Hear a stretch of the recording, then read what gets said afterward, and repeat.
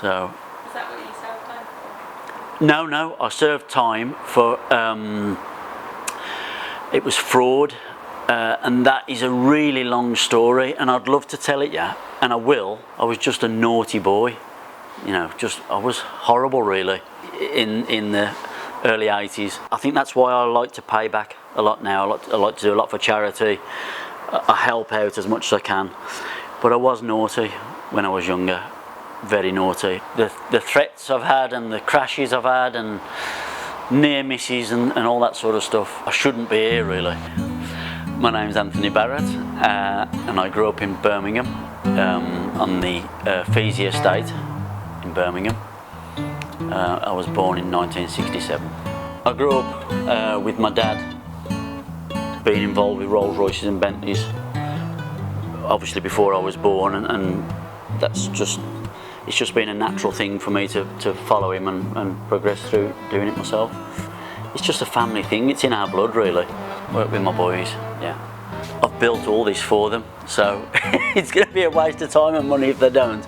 But I hope they do. They're following the same footsteps really. I think when I'm old and past it, they'll both walk into this workshop and continue the legacy, as they say.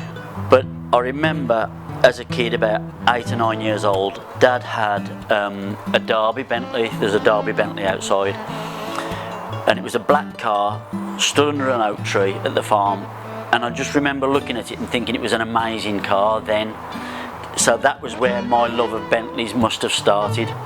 My first ever Bentley was a T1, which is the same shape as the car that's just out there. There's a funny story behind that, and maybe we can elaborate on that some other time. What now? Yeah. Okay, it wasn't a T1, sorry, it was a T2. A friend of mine came here and he said, "Are you interested in a Rolex?" And I said, "Oh yeah, is it real?" And he said, yeah, got this Rolex out, showed me. I gave him £375 for it, which was quite a lot of money until I got it valued, and it was £3,000. So that was, you know, I got a Rolex, and you know, I thought that was great. Saw a Bentley in the bargain pages, contacted the bloke about it, got talking to him. I hadn't got any money, I couldn't buy it cash, and I just said, "Would you be interested in a Rolex?" And he said, "Yeah."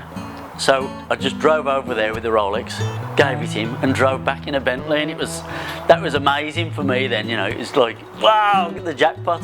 Then I wanted a garage to put out the back. So I'm reading through the bargain pages and I see garages, and looked, and 16 foot by 12 foot this garage was. So phoned the people, yeah, the garage is here, but there's a problem. There's a car in it. Okay, well that doesn't matter, I'll buy the car as well if we can have a deal. I'll bring a truck. "You won't bring a truck for this car, mate, it's 2.5 ton. Well, as soon as he said that, I thought, there's a Rolls Royce or a Bentley in that garage, there's got to be. So I said, "Can I come over?" And he went, "Yeah, come on over." Opened the garage door, and there was this Bentley T1. It was beautiful. It was like a teal green. It was a stunning car. My interest in the garage went completely because so we got talking about the car, and I said, "So is it for sale?" And he said, "Yeah, it is, but it belonged to a friend who's passed away, and he kept it in this garage so he could take his girlfriend out. So his wife doesn't know about it. He owes me rent for the garage for keeping the car in. So I want the rent money." I was thinking, shit, how much is that going to be? It owes me £75. The car did. I said, "Well, so what have I got to give you for it?" And he said, £75. I said, "Okay." So I shot off, got the cash, went and bought him a big bottle of whiskey, took it back. I said, "Are you sure this is £75? He goes, yeah, no problem." Give him the money, give him the whiskey. The gentleman's wife was who owned the car was in a flat just behind us, and she was stood at the window like this looking at us. So I don't know whether she did know it was his passion wagon type thing or what, but That was an amazing deal, that was. Couldn't believe it. Again, looking for somewhere to live. I'd been kicked out of my dad's farm where I was brought up. Again, I lived in a rice horse box. I lived under a lorry, lived with my brother and sister at separate times. Realised that I needed to find a house, so I went down to the bank, gave them all my details and came out with a mortgage. It was absolutely dire. There's some really terrible stories I could tell you, but I'm not going to offend your ears. But it was in a really poor state. The windows were all broken, all the window frames were all rotten and stunk. Really, really bad. Oh, crikey. Current projects, we've got 6 clients' cars. So that's a Rolls Royce up there, 2025, 1932. This car's it's a Mark 6, it's an early Mark 6 Bentley, about a 1946 car. And we're building a Trossi special on that. The Italian job bus probably was one of the best experiences of my life, building that and buying it and everything that led up to it, and then the trip that we had in it. The work that we put into these, I want them to be used, I want people to see them, I want people to touch them. Our car out there, Lucius, our Bentley, I've been to so many shows and people go, oh, don't touch, don't, keep the kids away. The kids can climb all over my car because you need kids to be tactile and to feel and to see all these things. I think if you stop them from doing it, maybe they just think, oh, what's the point?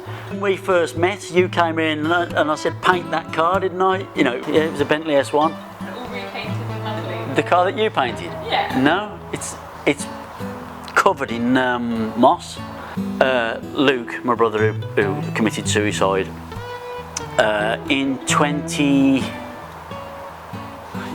I think it was 2009 or 2010, he contacted me and he said, we've got to do this rally.